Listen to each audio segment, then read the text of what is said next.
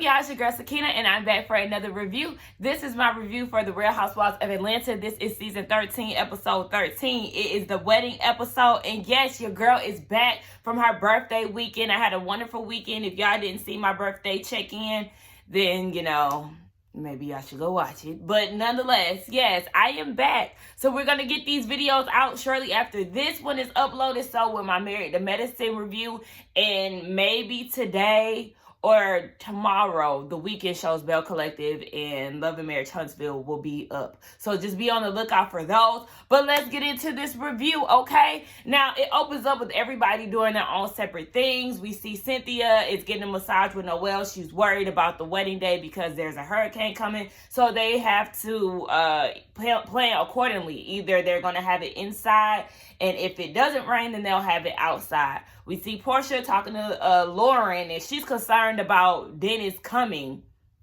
Why are you worried about Dennis coming, but you had no issue with him dropping you off to Candy's house to go to South Carolina?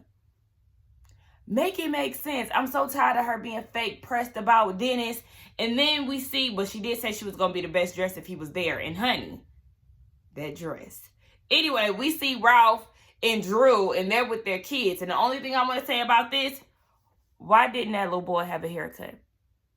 Ralph, your haircut. Why your son hair not cut? You can't blame it on COVID if you got a haircut.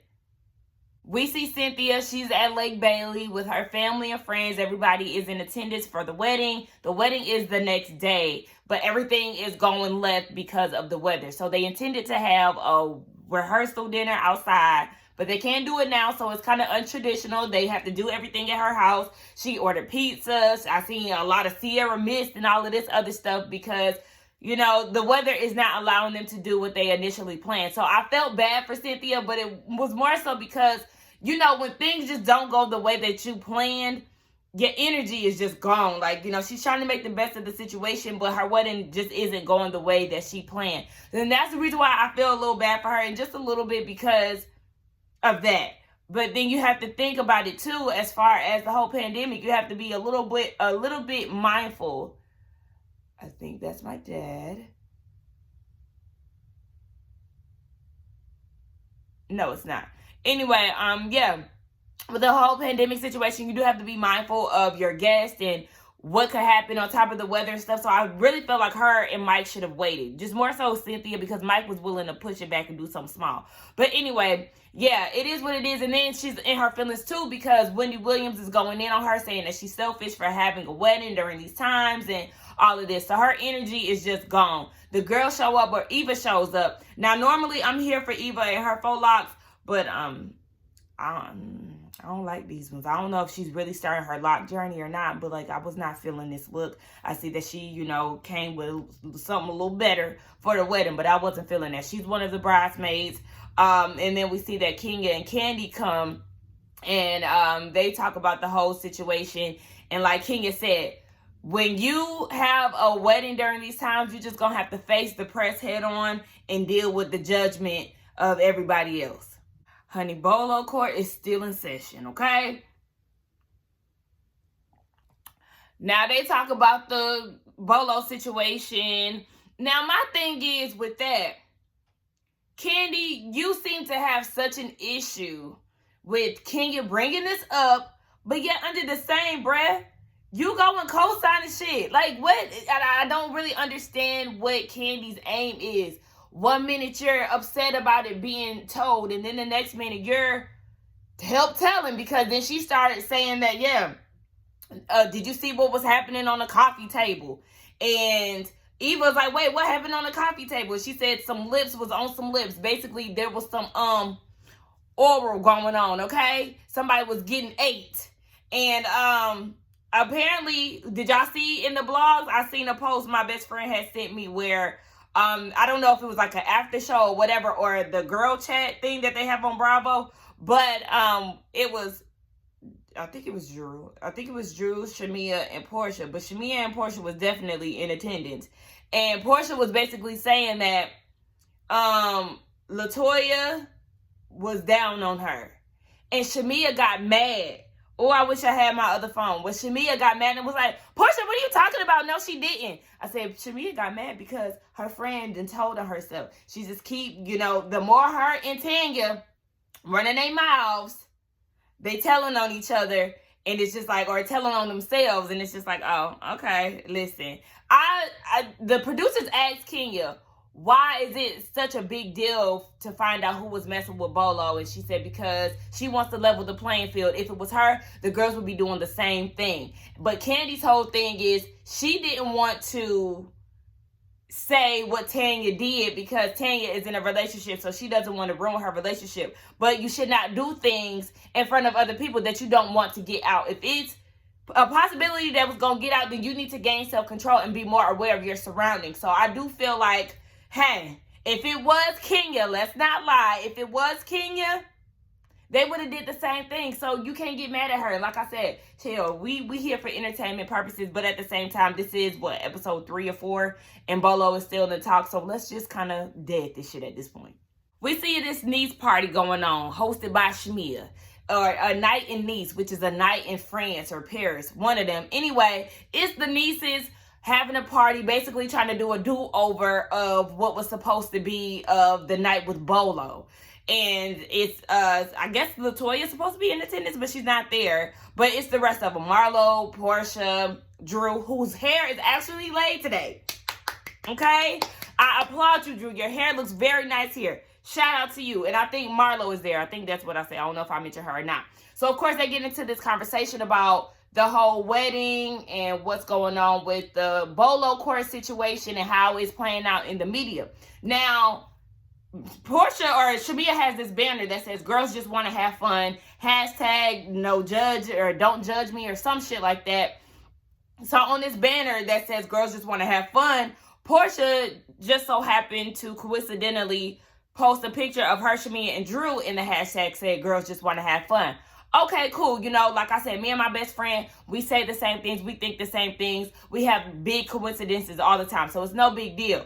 But Marlo pointed out the fact that, Shamia pointed out the fact that Kenya is basically still riding out this whole Bolo thing. And when they went on the hayride, she made a boomerang and posted it on her story saying, something about riding, but it wasn't me, like hashtag it wasn't me. And then Marlo made a Snapchat story and her hashtag said it wasn't me. So they looking at Marlo like, okay, you a part of the game too, what's up?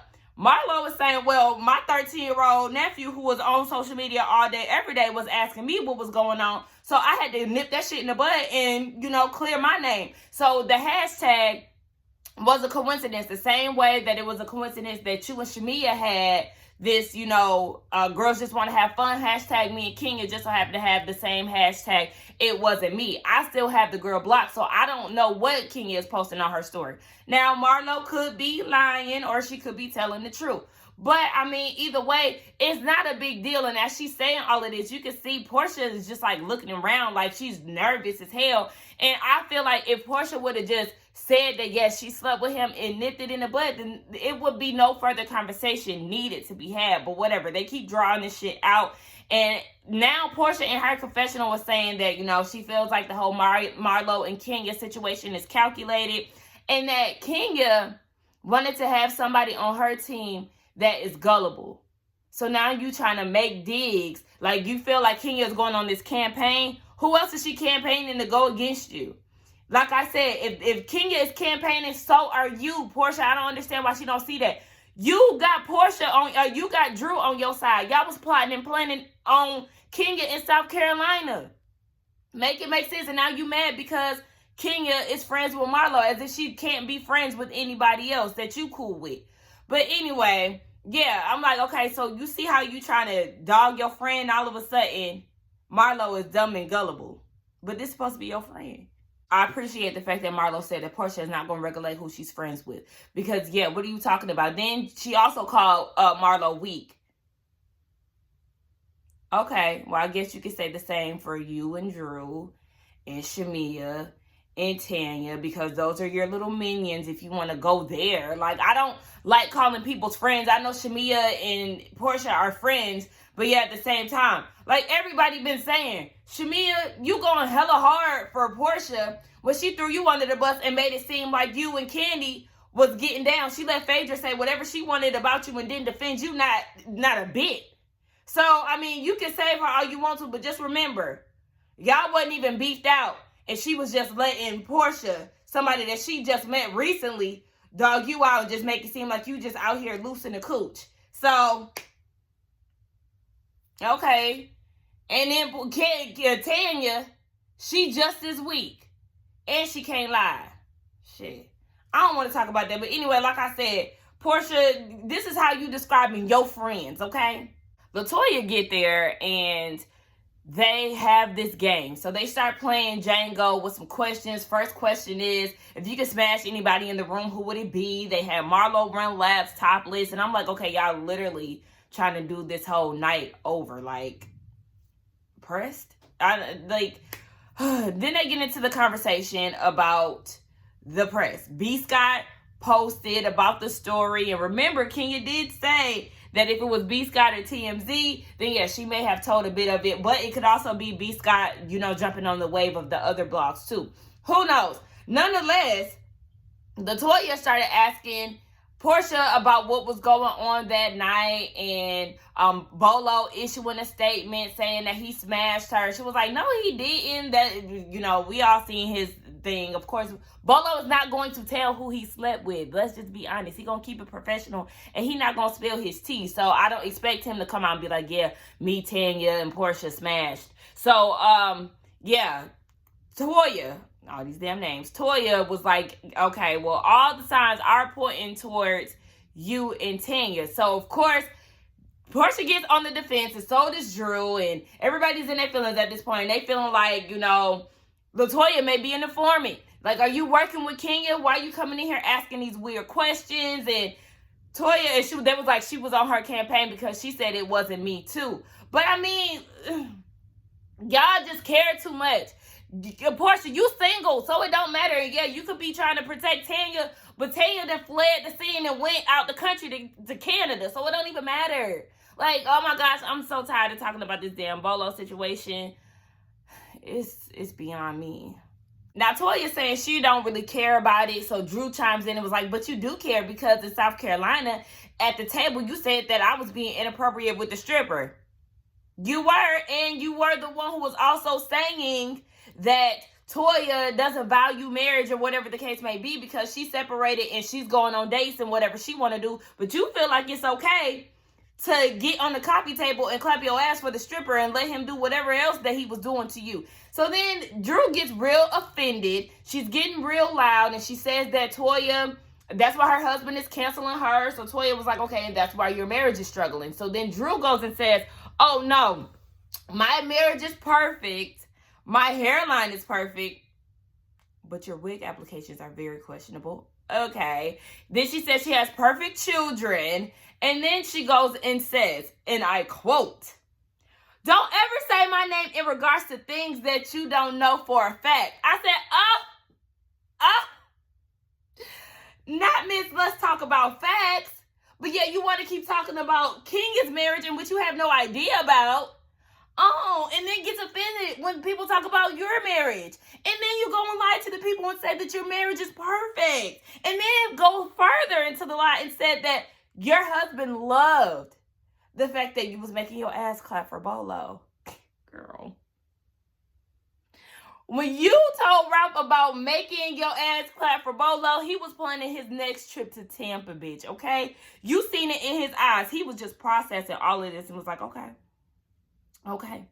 He gonna take off again and your ass ain't gonna have a clue. Girl, Drew is a fucking joke. I promise you. Like, oh, this y'all girl though. I'm not about to keep playing with these damn nieces. So bottom line, the girls are questioning Toya's loyalty, and I will be questioning Toya, period, too. Because here you are telling Kenya's business. You think that she leaked the story, and I personally don't think that she actually leaked the story. I think that it was production. And I mean, yeah, like I said, it could have been her talking to B. Scott about it because she did admit it, but it could have also been B. Scott just joining the wave of, everybody else getting the story. So I don't know. But at the end of the day, you going as far as telling the girls about her divorce? Even Drew was like, you need to be careful with that. And Portia said the same thing. And it's just like, yeah, Toya, what the fuck was that? Are you loyal to Kenya or not? Like, if I was Kenya, I wouldn't fuck with her. You can have a friendship. It's okay for Toya to get to know the girls. Like, I have no problem with that. But it's the fact that she knows that these girls don't like Kenya, and then you go as far as airing her business out. And yeah, it was also questionable for Candy to do the same thing last week. I didn't speak on that. But yeah, like, she went and told Kenya's business, and Toya tried to play it off as if she didn't know. But once Candy started to go into detail, she was like, oh, okay, so she did tell you that. Like, that's when she was like, okay, well, yeah, she did tell me about that too. But it's just like, what is wrong with y'all? It's the day of the wedding, and we see that Cynthia is getting ready. Now, before then, we do see that she has a conversation with her mama. Her daddy will not be in attendance, you know, probably because of C-19. That's what I was getting from it. But yes,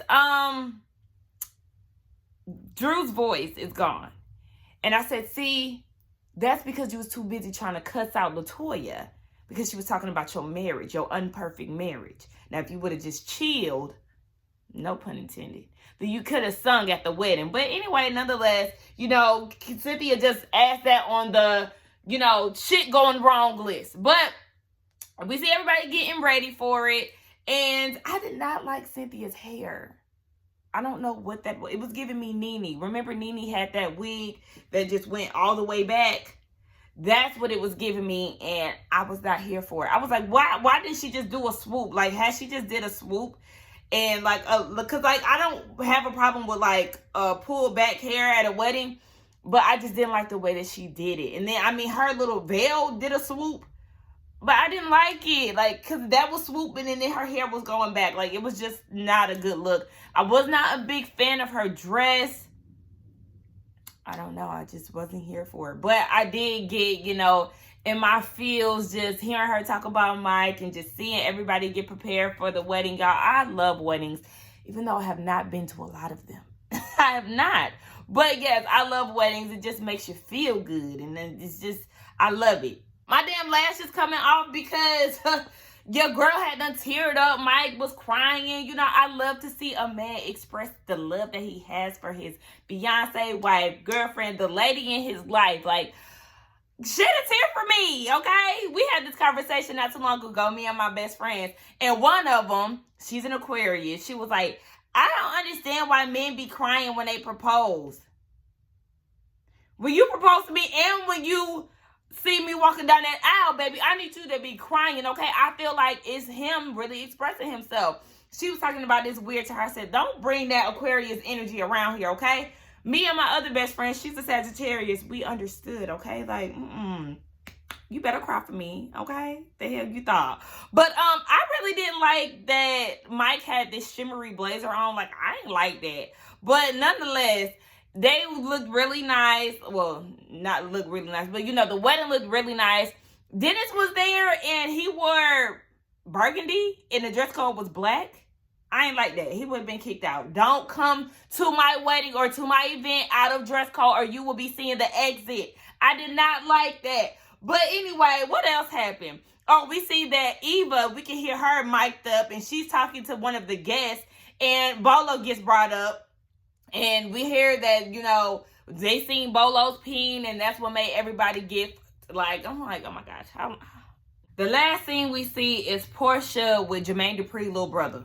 Now, you know, she's mad at him because he posted about him being single as fuck and she felt like that was the wrong timing, especially with the whole Bolo situation. It kind of gives off the impression that he found out about it and now, you know, he's in his feelings. So now he's saying he's single when that's not the case. He was really acting out because Portia didn't want him at the wedding. So then he goes and posts this subliminal message and all of this. So I could understand her frustration, especially because they had been single for some time.